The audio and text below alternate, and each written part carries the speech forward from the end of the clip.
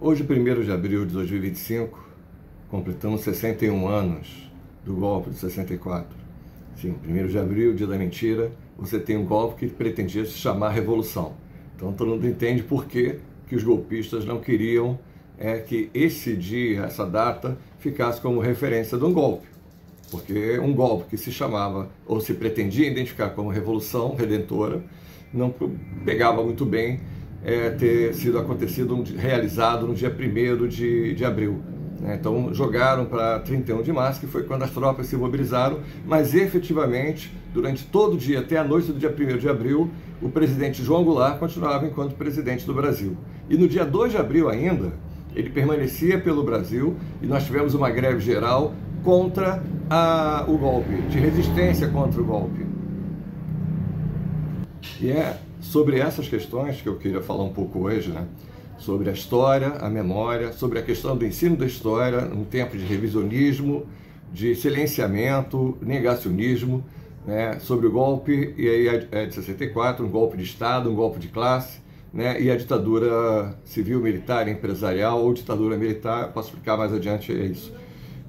Acho que é importante lembrar sempre que quanto mais a gente vai afastando, esse debate ele vai ganhando uma importância, porque a gente não está falando apenas do golpe de 64, da ditadura, do seu legado, das formas, consequências que deixaram de forma profunda no Brasil, mas também sobre aqueles que defenderam ainda uma nova ditadura, defenderam a intervenção militar, articularam, patrocinaram e participaram de um golpe de Estado, de uma tentativa fracassada, mas tentaram um golpe de Estado em 8 de janeiro de 2023 e mais, incluído com a gravidade de tentar assassinar o presidente, o vice-presidente da República, o presidente então do ministro do STF, Alexandre de Moraes.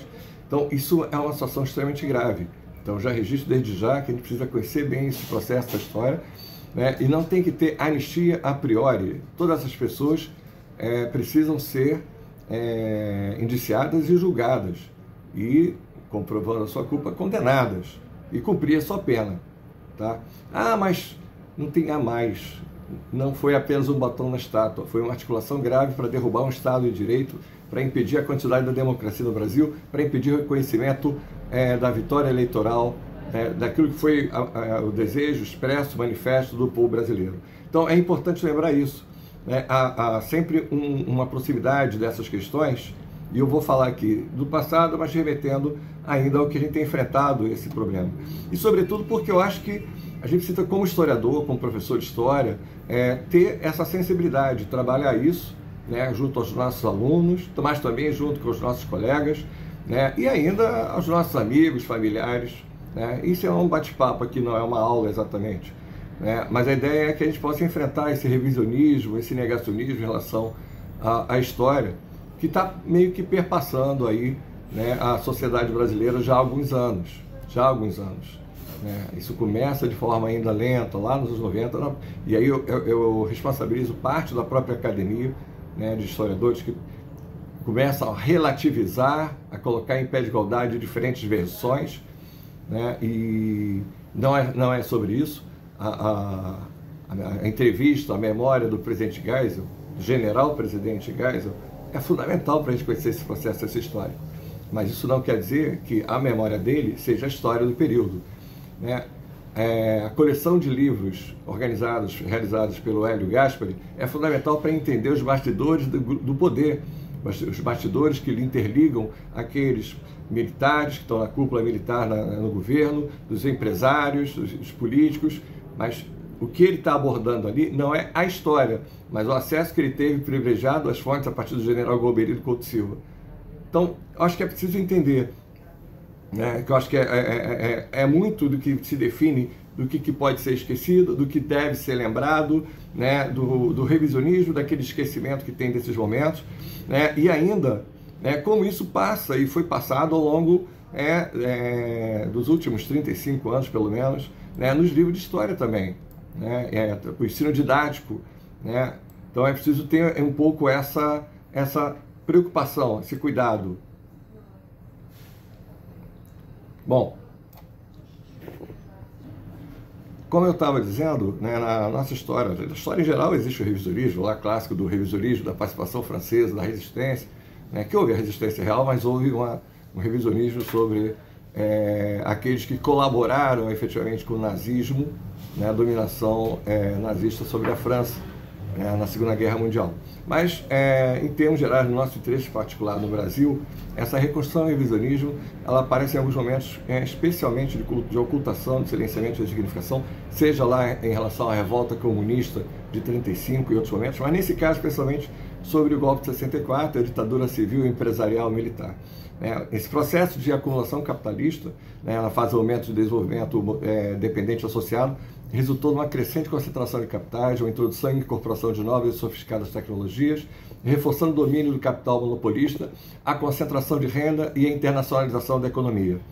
A redução da taxa de investimento a partir de 1962, e como resultado de uma política contracionista monetarista imposta por Clemente Mariani, ministro da Fazenda e banqueiro, do governo Jânio Quadros, faz com que haja um processo de maturação do capital em resposta ao ritmo de retorno do capital investido e uma crise que vai durar entre 62 e 67, mas que já era razoavelmente previsível, e as medidas que são adotadas pelo governo João Goulart, a partir das propostas de Celso Furtado, visavam a superação dessas dificuldades, desse momento de crise. E, efetivamente, vão ser aprofundadas, mas aí com um viés não de distribuição, uma política heterodoxa ou uma política distributivista, mas uma política que vai aprofundar ainda mais a dominação da exploração dos trabalhadores pelo capital e vai ainda mais avançar sobre a questão política de controle das manifestações dos trabalhadores. Então, o golpe de 64, nesse sentido, recuperando aquela proposta original de René Dreyfus, é um golpe de classe. Ou seja, o golpe de Estado se coloca como uma questão necessária do ponto de vista do capital monopolista para ampliar a dominação e a exploração da classe trabalhadora, de forma geral, pela burguesia, pela classe dominante.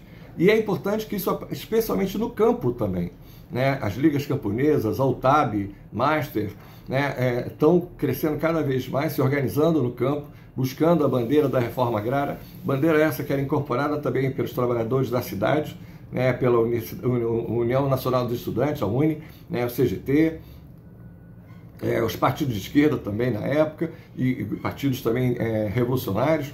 Então você tem o PCB, PCdoB, AP, POLOP, e de outro lado, essa organização ela é contraposta pela burguesia a partir do complexo IPES e BAD, e ainda a articulação com a ESG. Então, são esses setores empresariais articulados com setores militares, com grande capital nacional e estrangeiro. Não há essa distinção aqui, tá? Não há nenhum tipo de reconhecimento mitológico de que havia uma burguesia nacional democrática que faria uma aliança popular ou democrática popular com a classe trabalhadora. Não. E mais, com um forte e significativo apoio do governo dos Estados Unidos, desde o governo Kennedy, mais mantido pelo governo Lyndon Johnson, através da CIA, que está presente aqui, através da embaixada norte-americana, e também com o apoio da Igreja Católica e dos grandes meios de comunicação aqui no Brasil da época, com a propaganda anticomunista, a defesa do capitalismo, da democracia liberal, e, enfim, rádio, TV, revistas, filmes, livros, toda uma campanha ideológica sobre a ameaça comunista no Brasil e os ataques que se colocavam à própria ordem constituinte. Então, isso tudo se dava de forma muito clara, não é à toa que você tem diferentes movimentos, organizações. Agora, no início de 64, isso vai se deslanchando para um enfrentamento, que significaria um golpe de Estado, que foi precipitado pela marcha militar. Mas, assim, é importante que, desde 61, com a formação do IPES, do IBAD ainda, da articulação, que é um pouco anterior a 59, então, esses movimentos, e também da direita, eles são colocados como um partido político do ponto de vista gramsciano, e estabelecem uma agenda desse capital para manter ou aprofundar esse eixo da acumulação capitalista no Brasil.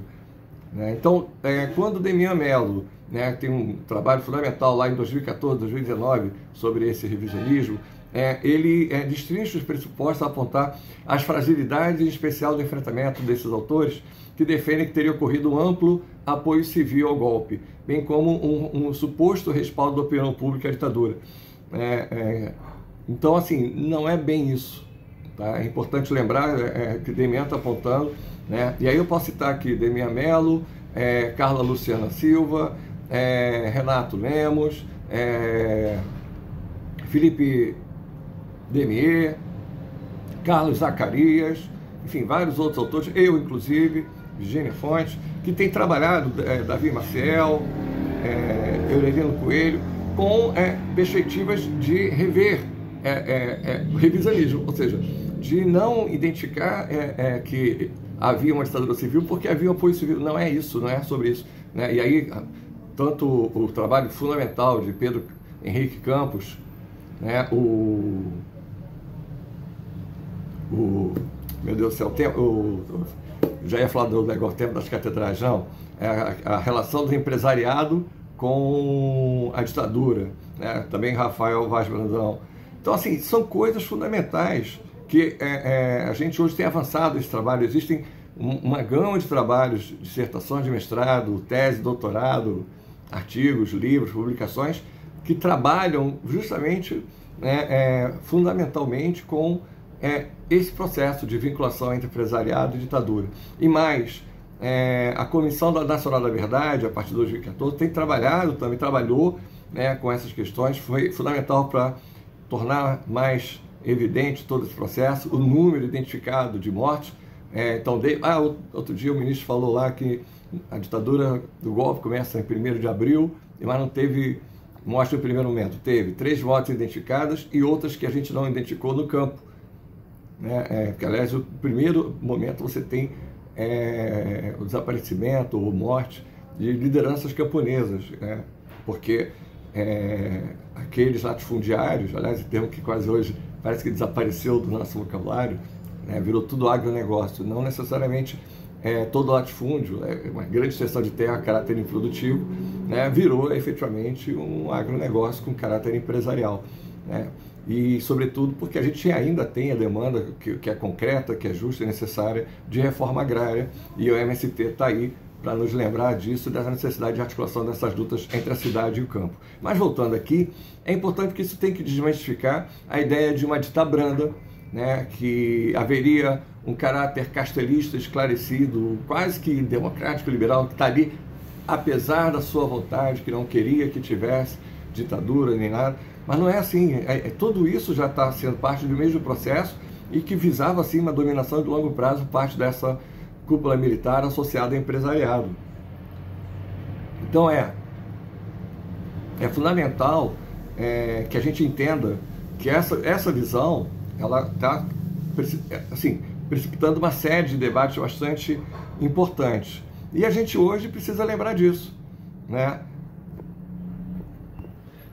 Então, para concluir, é fundamental que a gente pense no avanço da pesquisa desse campo, respeite trabalhos, são trabalhos que levam anos de serem pesquisados com fontes primárias, e não coloque no mesmo patamar, no mesmo plano, versões ou memórias ou achismos ou informações que chegam através do WhatsApp, com relação a essas pesquisas que têm avançado muito nesse campo.